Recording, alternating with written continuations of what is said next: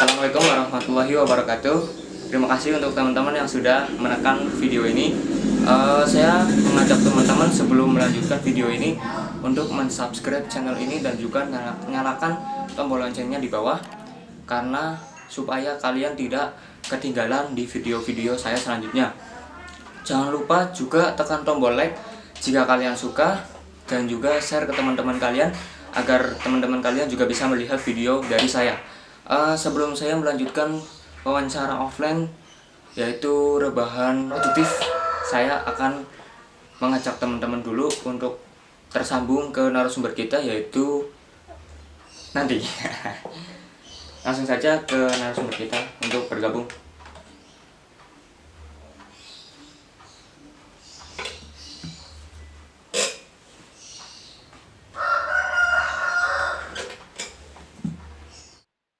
Sudah terhubung, Mas Adit?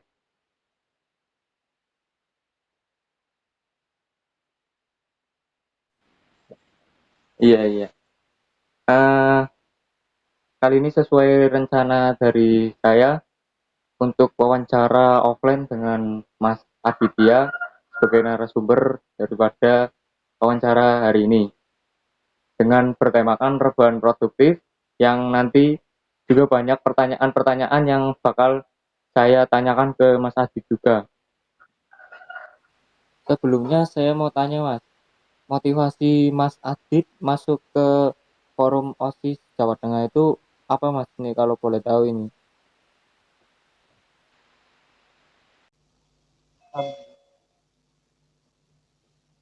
Relasi teman baru tentunya. Yang ketiga yaitu tentang pengalaman. Jadi tentunya ketika lagi ada kesempatan, ketika itu jadi masuk forum Jawa Tengah itu lewat Diri Gojek, itu saya coba ikut seleksi karena datang ke Diri Gojek kan ikut seleksi. 100 terpilih, alhamdulillah bisa masuk dan bisa bergabung menjadi pengurus gitu. Kita enjoy aja supaya bisa relax juga, karena tema kita kan juga kan rebahan produktif. Dengan cara rebahan juga kita harus produktif. Ngeten nggih, Mas nggih. Iya. Yang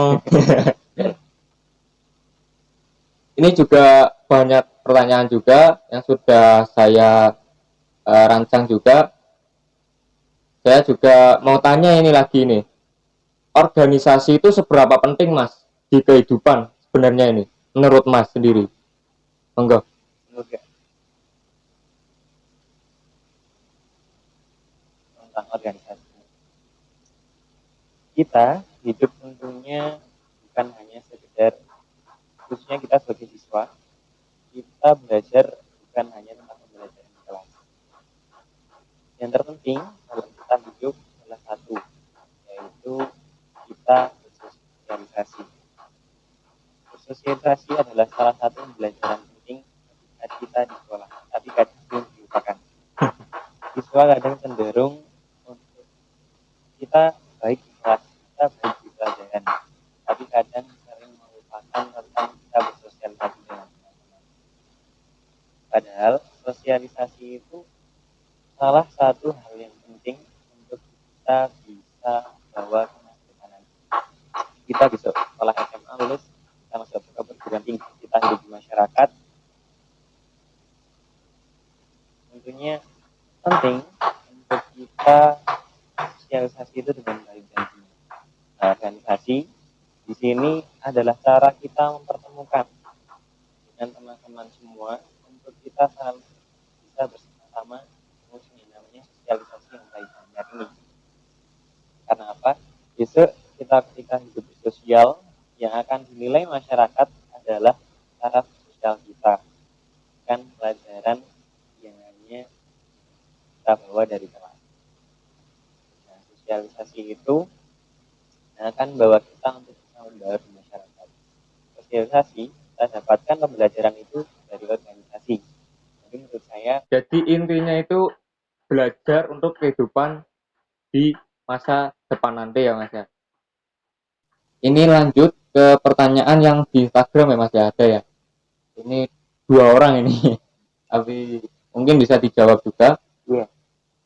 Biar mereka tahu jawabannya itu gimana. Ini dari akun Instagram Gading Prawira. Gimana sih cara kita biar bisa punya tekad buat selalu produktif? Monggo Mas.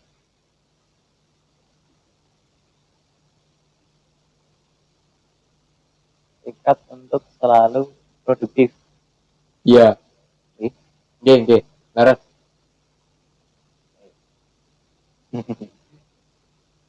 Tekad untuk selalu produktif. Mungkin produktif itu lahir karena motivasi. Produktif itu lahir karena motivasi. Gimana agar kita membangun tekad untuk selalu produktif? Bangun dulu motivasi. Karena apa? Motivasi itu yang akan selalu mengingatkan kita ketika kita malas. Motivasi itu yang akan membangunkan kita ketika kita tertidur. Itu adalah motivasi. Jadi bagaimana untuk kita bisa membangun tekad selalu produktif? Bentuk dulu motivasi yang kuat. Contoh, setelah lulus SMA ini, aku bagaimana caranya harus masuk akademi militer. Itu motivasinya. Tekad kita produktif akan tercermin dalam aktivitas kita. Saya bangun harus jam segini. Setelah bangun, saya harus olahraga. Olahraga, saya sit up, push up, pull up harus berapa targetnya. Fisik terpenuhi, saya harus makan makanan seperti ini. Sama lagi contoh, motivasi. Lulus dari SMA, saya harus masuk fakultas kedokteran UGM, gitu ya. Itu motivasinya akan bangun produktif kita. Oke, apa aja yang harus kita penuhi dari motivasi itu? Nilai harus seperti ini. Nilai biologi harus seperti ini. Persiapan akan bidang lain. Nilai yang lain untuk kita bisa masuk fakultas kedokteran. Nah, jawabannya bagaimana kita membuat agar tekad kita kuat untuk selalu produktif, bangun motivasi atau cita-cita yang kuat.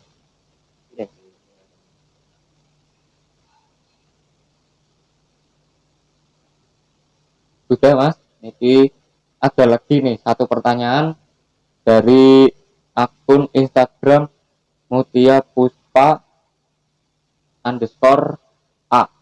Bagaimana cara mengatasi kemalasan akibat rebahan yang berlebihan dan bermain gadget?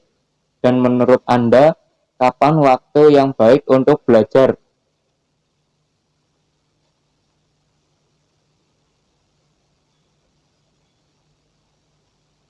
Oke, pertama pertanyaan yang tadi yang kita malas ya, kita kan malas. Itu pertanyaannya, jawabannya hampir sama kayak yang tadi. Ketika kita malas, jadi kita kurang punya cita-cita yang kuat. Kita kurang punya motivasi yang kuat. Kenapa? Tujuan yang akan kita raih tidak target yang harus di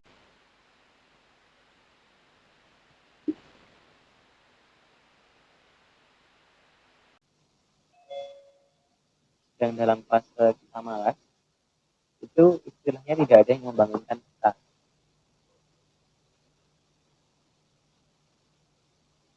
Ketika kita dalam fase down,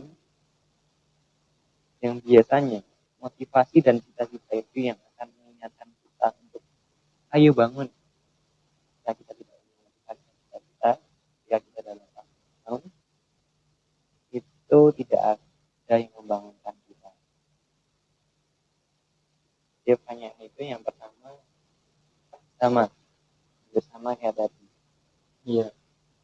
bangun motivasi dan cita-cita yang kuat. Agar ketika kita dalam fase di bawah, ada yang membangun. Yang kedua, waktu belajar yang paling pas. Waktu kalau bisa kelas 10 itu kita masih fresh, belum ada pikiran apa-apa, belum ngapa tuh kita bisa belajar, kita sama-sama belajar di situ. Karena waktu pagi itu kita belum ada beban.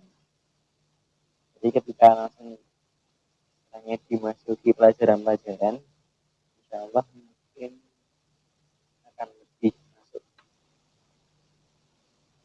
Gitu. Iya. Terima kasih. Ini pertanyaan dari teman-teman di Instagram sudah selesai, dan ada satu pertanyaan lagi yang masih mengganjal di saya ini. Ini di luar dari pertanyaan yang sebelum-sebelumnya. Iya, boleh. Ini rancangan baru yang ini. Kalau bagaimana ini caranya menjadi anggota yang benar-benar memperhatikan organisasi, sedangkan dari guru juga tidak terlalu menyetujui apa kegiatan atau hal yang kita lakukan itu untuk memajukan sekolah. Itu bagaimana menurut Mas sendiri?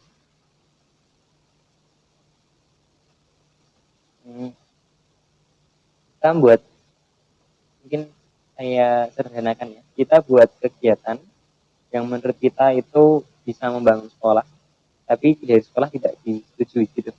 Nggih. Niku leres benar-benar Mas. Jadi kita harus, ya itu mungkin salah satu yang sering menjadi istilahnya penghambat ya, istilahnya penghambat ketika kita menjalankan organisasi. Ini itu lumrah dan banyak yang merasakan itu.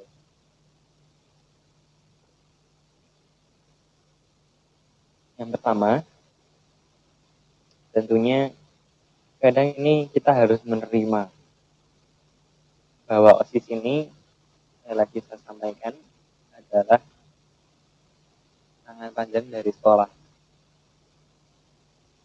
Apa yang kita lakukan, apa yang akan kita laksanakan, itu harus sepertujuan dengan sekolah. Itu adalah hal yang mau tidak mau kita terima. Hal yang memang harus kita laksanakan. Ketika kita akan melaksanakan kegiatan, mau atau tidak mau, kita harus izin dulu, dan perizinan itu memang sudah harus ditentukan dari sekolah. Itu kadang yang harus kita terima dan harus kita sadari dan pahamkan bersama-sama bahwa kita OSIS adalah tanggung sekolah.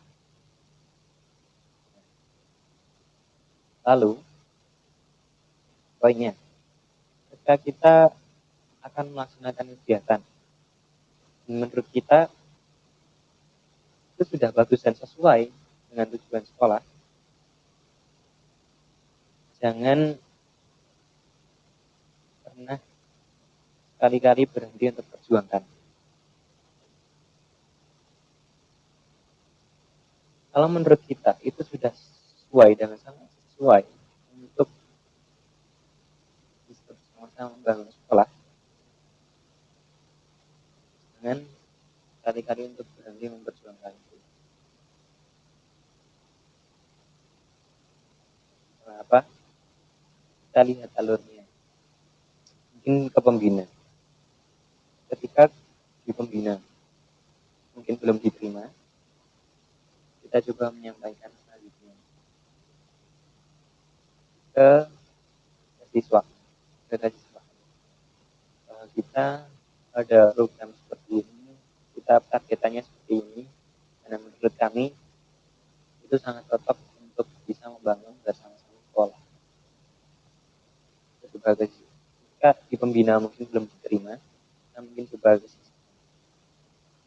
Nah, ketika di kesesuaian mungkin belum juga sampaikan, mungkin boleh sesekali kita mencoba untuk menemui kepala sekolah. Tentunya karena OSIS itu juga perpanjangan dari kepala sekolah juga. Ini kita temui, kita sampaikan baik atas apa target program ini, efeknya dari ini akan begini, kami ini baik untuk diterapkan di sekolah. Menurut kata kepala sekolah, kami mohon dukungannya. Tapi sebelum itu tentunya kita harus pahami dulu kenapa pembina belum menerima, kenapa kesesuaian belum menerima, dan ataupun akan diri terlebih dahulu. Kira-kira apa pertimbangannya, kenapa program kita belum diterima.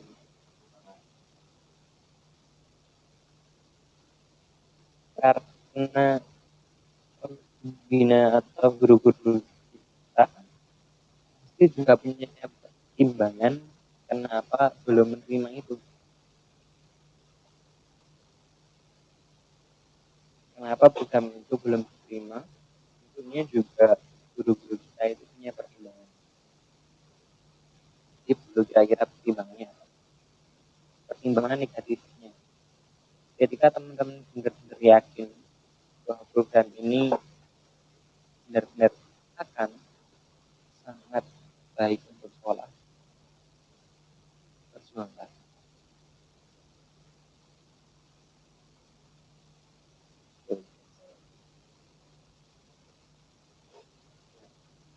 Udah, ya, udah ya Mas ya. Ini juga nggak terasa ini kita wawancara offline dengan tema rebahan produktif sudah 1 jam lebih menemani teman-teman menjawab pertanyaan dari teman-teman juga. Ini tapi sebelum saya tutup ini Mas, saya mengajak Mas Aditya dan juga teman-teman semua yang sudah menonton video ini untuk jangan panik, tetap mengatasi boleh, tapi jangan pernah panik, tetap stay di rumah dan doakan para tim medis karena tim medislah garda terdepan daripada virus corona atau virus COVID-19. Saya mengajak teman-teman untuk yang muslim, mari kita berdoa jenak Al-Fatihah dan juga mungkin untuk yang non muslim silakan doa dengan kepercayaannya masing-masing.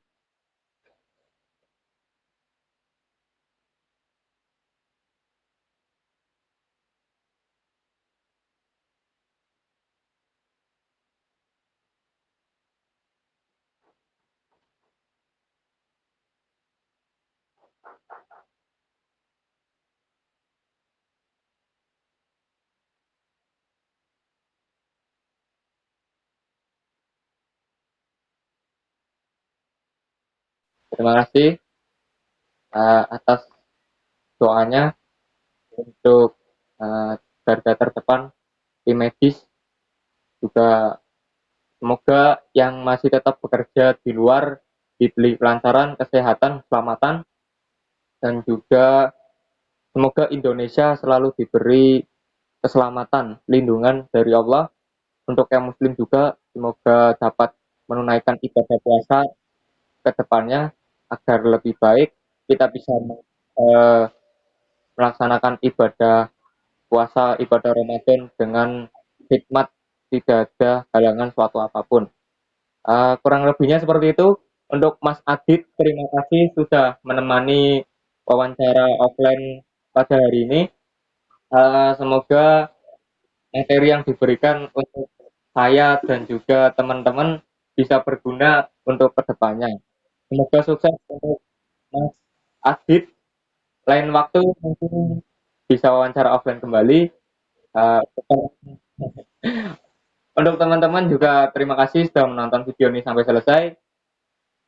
Semoga Indonesia segera kembali seperti semula, dunia juga kembali seperti semula. dan kita juga bisa beraktivitas seperti semula. Wabillahi taufik wal hidayah. Wassalamualaikum warahmatullahi wabarakatuh.